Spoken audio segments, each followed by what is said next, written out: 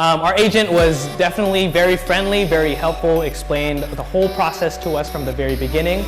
I told our agent that we wanted to take on this monster of a task of trying to get a house within a couple of months, but definitely was made an easy process and possible thanks to our agent who was able to help get us in contact with our lending agent and was able to make sure that we were able to close as soon as we could. He was also very, very patient, where I find that kind of rare. He's very genuine, and I think that's the reason why we enjoy this company so much. It's mostly because of the connection that we made with Jay.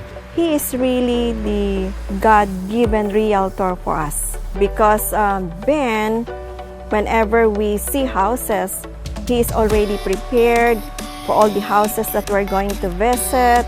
So from those houses, I could select which one I want. And Ben told me that I can buy this house, but I said it's so expensive. I think I could not do it. I could not buy it. But he said, you can buy it. I will help you buy this house. And that's the turning point of everything. He is very friendly. He's a young guy, but he really knows his stuff. Any questions we had, he would be able to answer right away.